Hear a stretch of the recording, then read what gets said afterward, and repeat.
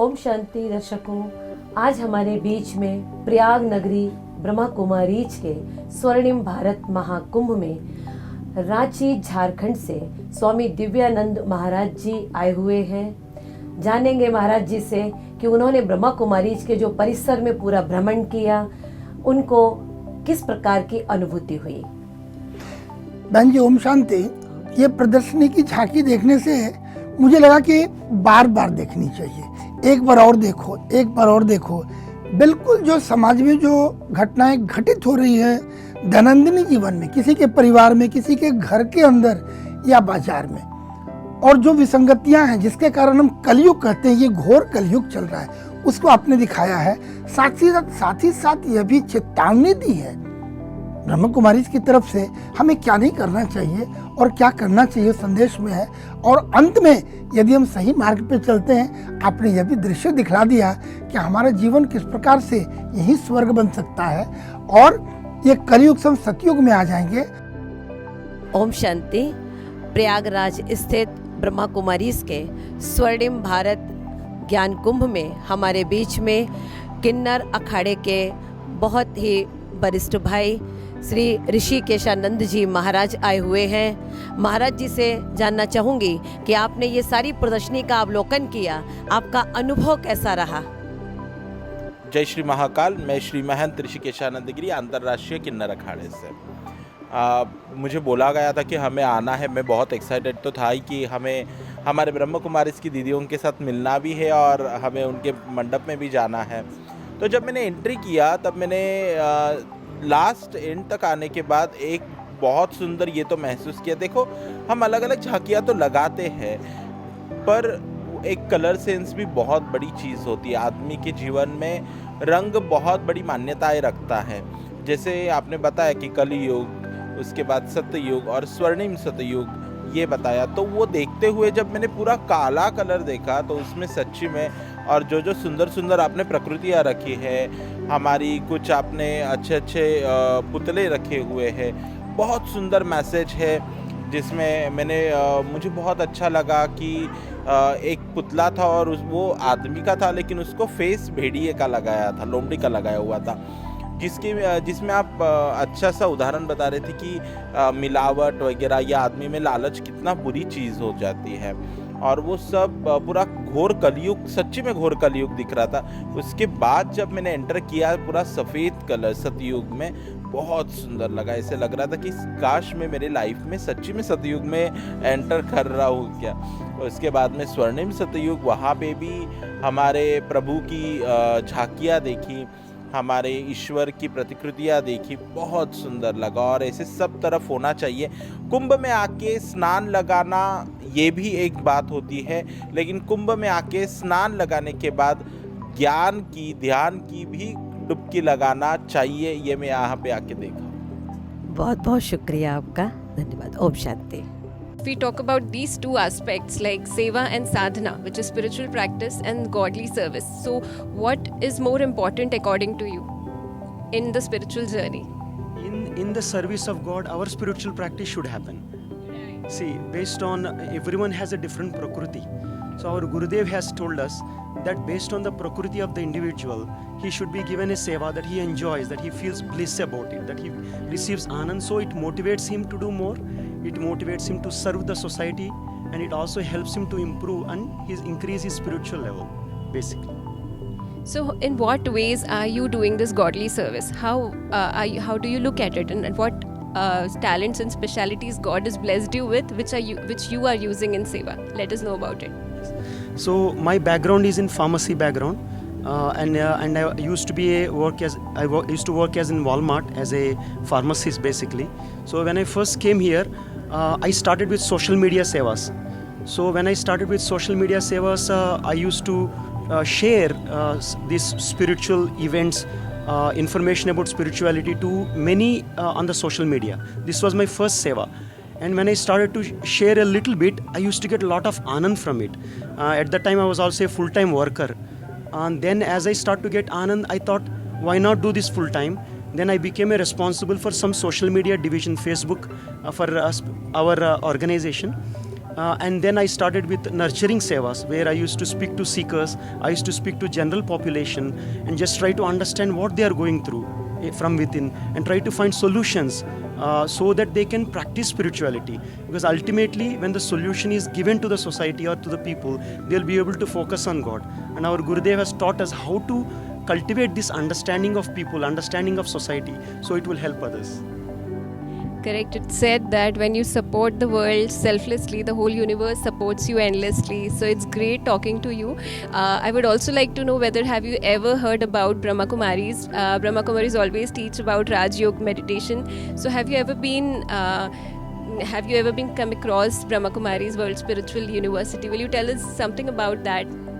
Yes, actually, some of our family members are following Brahma Kumaris. Definitely, there are different ways to reach God, and as a spiritual organization, we have many similarities, and whatever we learn from each other, ultimately it is for common good of society. It is common good of all. मैं आपसे ये जानना चाहूँगी कि युवाओं को हम कैसे अग्रसर करें, मतलब कैसे उनका अटेंशन हम स्पिरिचुअलिटी की तरफ लाए, जो कि बिल्कुल दिशाहीन हो चुके हैं आज, तो उनके लिए आप क्या कहना चाहेंगे? वैसे तो अभी मैं अमूमन देख रहा हूँ कि अब यहीं आप देख लीजिए प्रमाण में, इसमें जो है 1/3 देखिए सब हमारे जो है यंग बैठे हैं, यंगस्टर हैं। अभी आपके सामने देखिए कितने बच्चे आए सब प्रणाम करने, सब यंग हैं। तो इस मेले में मैं देख रहा हूँ कि ज़्यादातर यंग बच्चे आ रहे हैं। तो ये लोग सब लोग उन्मुख तो हैं, लेकिन इनकी उन्मुखता जो है वो टिकाऊ नहीं है। धर्म जो है हमारा क्षणिक धर्म कम काम करता है। वो हमारी मन में स्थिर हो, तो जब हम उसके बारे में अच्छे से जानेंगे तभी जो है हमारा मन स्थिर होगा, कहीं टिकेगा। तो बाबा मानस में भी लिखे हैं ना, हमारे रामचरित मानस समझ रहे हैं ना, उसमें भी बाबा ने लिखा है कि जाने बिनु होई प्रतीति, बिन प्रतीत होई नहीं प्रीति। जब हम जान लेते हैं किसी के बारे में तो हमारी प्रीति जो है वहाँ और बढ़ जाती है। जान करके जो प्रीति होती है वो टिकाऊ होती है, और जो बिन जाने हैं वो उसकी कोई सेवटी नहीं होती।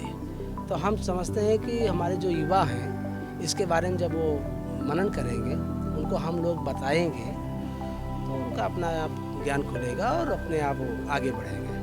बाकी कोई कुछ ना करे, लेकिन परम अध्यात्म तो यही कहता है कि जो आए हैं सब अपना प्रारब्ध लेके आए हैं, और समय समय पे वो इंतजार करेंगे, उनको सब कुछ प्राप्त होगा। तो जैसे अभी सभी लोग दिव्य कुंभ में आए हैं, महाकुंभ में, तो आपको क्या लगता है कि मानव को यहाँ आने से पहले कैसी तैयारी करके आना चाहिए? अब ये तो माँ का गोद है, माँ की गोद में जाने के लिए कोई तैयारी करने की जरूरत नहीं है। 4 पदार्थ भरा भंडारू, यहाँ माँ के पास सब कुछ है। यहाँ जो जिस भावना से आ रहा है उसको सब प्राप्त हो रहा है। पावन गंगा के तट पर ब्रह्मा कुमारीज के द्वारा स्वर्णिम भारत ज्ञान कुंभ पंडाल में स्वामी कर्मानंद गिरी जी महाराज के पावन पंडाल से उनकी प्रमुख सेविकाएं हम सब के बीच में आई हुई हैं, जिन्होंने बहुत सुंदर ब्रह्मा कुमारीज की प्रदर्शनी का अवलोकन भी किया। हम जानना चाहेंगे उनसे कि उनका अनुभव कैसा रहा। बहुत अच्छा रहा। क्या बताना चाहेंगे आप? आपने जो भी बताया सब अच्छा है। आप सारा प्रदर्शनी देख करके पीछे आए, बहुत कुछ उसमें कलयुग भी दिखाया, हाँ, सतयुग भी दिखाया। तो उससे क्या शिक्षा मिलती है हमको? ये शिक्षा मिलती है कि जो कलयुग में तो मनुष्य के रूप में जो भेड़िया भी है, जंगल जानवर भी है, वो आदमी को सताते हैं आज के ज़माने में आदमी को। और ये जो दिखते नहीं है लेकिन मनुष्य के रूप में बहुत सारे जानवर घूम रहे हैं, अभी भी है। और सतयुग में ऐसा नहीं था। तो हमें कैसी दुनिया बनानी है? सतयुग की, सतयुग जैसी बनानी है। उसके लिए हम सबको प्रयास करना है। बहुत बहुत शुक्रिया आपका। ओम शांति। महाराज जी, जैसे कि ब्रह्मा कुमारीज भी आप ही की तरह गुणों को विकसित करने का मार्ग बता रही है, सभी को शांति का संदेश फैलाने की कोशिश कर रही है, आपको क्या लगता है कि इनके प्रयास कहाँ तक कारगर है इस विश्व को बदलने में, एक पॉजिटिविटी लाने में? निसंदेह जगत को बदलने के लिए पहली संस्था तो विद्यालय ही है, और प्राइमरी से ही हमने काखा गाघा पढ़ना सीखा था अथवा ABCD पढ़ना सीखा था। वैसे ही ब्रह्म कुमारी का जितना विस्तार है उतना वो बढ़िया प्रयास कर रहा है, और संस्था की तरफ से अच्छे काम हो रहे हैं, उसका एक अच्छा समाज में प्रभाव है। क्योंकि कम समय में ब्रह्म कुमारी ने अपना एक अच्छा शीर्ष पर स्थान बनाया है, लोग उससे जुड़ रहे हैं, प्रभावित हो रहे हैं, शिक्षाएँ हैं, उद्देश्य अच्छा है, कॉन्सेप्ट अच्छा है, दर्शन अच्छा है, दृष्टि अच्छी है, तो ब्रह्म कुमारी बड़ा अच्छा।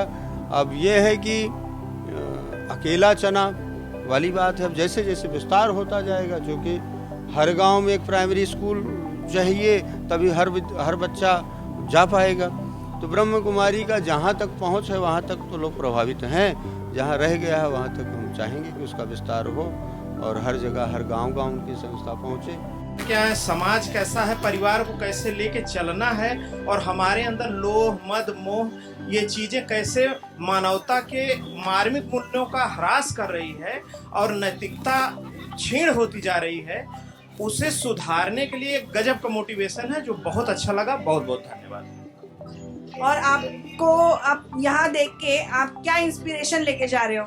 इंस्पिरेशन हमारा ये है कि जो कि पहले से भी धारणा है, और एक प्लस पॉइंट और उसमें हो गया कि हमेशा केंद्र में नैतिकता और अपने मूल्यों को प्राथमिकता देना चाहिए, ना कि अपने स्वार्थ को। ये मूल केंद्र इस प्रदर्शनी का जो मैं समझ। आपको यहाँ आकर के क्या अच्छा लगा? हमको यहाँ एक चीज़ अच्छा लगा, यहाँ पे मनुष्य के सभी गुणों का सचित्र वर्णन किया गया। जो अच्छा है उसमें जो अच्छाई है उसको हम अपने अंदर समाहित करें, और जो बुराई है उसको दूर करें। आपको यहाँ आकर कैसे लगा? हमको यहाँ आकर हमको समझ में आया, यहाँ इस युग में जैसा चल रहा है उसी के अनुसार सब दिखाया गया है। जैसे लोग कर रहे हैं यहाँ के कलयुग में सब उसी सब दिखाया गया है। तो इसको हमको यह अनुभव हुआ, तो यह काम अच्छा ही करना चाहिए और दुर्गुण को छोड़ देना चाहिए। करता है लोग, तो एक सही मार्ग पर जाने का क्रम अच्छा बनाया गया है। प्लस राम दरबार बहुत अच्छा लगा यहाँ का, और यशोदा मैया वाला था वो भी बहुत अच्छा लगा था। तो बुराई पर अच्छाई का जो दिखाया जा रहा है, चित्रण दिखाया गया है, बहुत अच्छा था वो। हम लोग तो पहली बार आए हैं, अब परिवार लेके आएंगे तो दिखाएंगे उनको भी। लगा जो छोटे बच्चों को आपने मोबाइल में कैद किया है, सबसे बेस्ट पार्ट। आज सबसे ज़्यादा मुझे वही बहुत अच्छा लगा। आज के समय में बहुत इफेक्ट कर रहा है वो चीज़ें बच्चों को, बचपना जो है वो चीज़ें, सोशल मीडिया जो खिलौना होता था, जो एक नेचर होता था, नेचर से टच होना। आजकल वो बच्चे, पेरेंट्स भी क्या होते हैं, मोबाइल थमाने के बाद अपने आप को फ्रीडम महसूस करते हैं कि बच्चे को मोबाइल दे दिए हम फ्री हो गए। ये चीज़ें नहीं होना चाहिए। पहले दौर में ये सब चीज़ें नहीं थी, लेकिन ये चीज़ें जो है अवेयर होना चाहिए, क्योंकि आज के समय में बच्चे जो है मोबाइल से बहुत सारी बीमारियाँ हो रही हैं, बच्चों को बहुत सारी बीमारियाँ हो रही हैं। उसमें से एक सबसे गंभीर बीमारी होती है ऑटिज्म। आप उसके बारे में पढ़िएगा। वो ऐसी बीमारी होती है बच्चों को मतलब बहुत बेकार कर देता है। हाँ, तो उस चीज़ के लिए गए थे, काफ़ी चीज़ें थी अच्छी लगी यहाँ पे। आपके बहुत अच्छी जो सोशल को, समाज को जो है सही राह पर जाने के लिए हिंदी के माध्यम से, इमेज के माध्यम से, और काफ़ी अच्छा लगा, प्रभावित रहा, बहुत अच्छा लगा। तो आप फर्स्ट टाइम ब्रह्म कुमारीज में आए यहाँ पर, तो आप कहाँ से हैं? प्रयागराज से है। प्रयागराज से। तो प्रयागराज में भी अपने सेंटर्स हैं, तो आप कभी विजिट करना आप पसंद करोगे कभी आगे भविष्य में?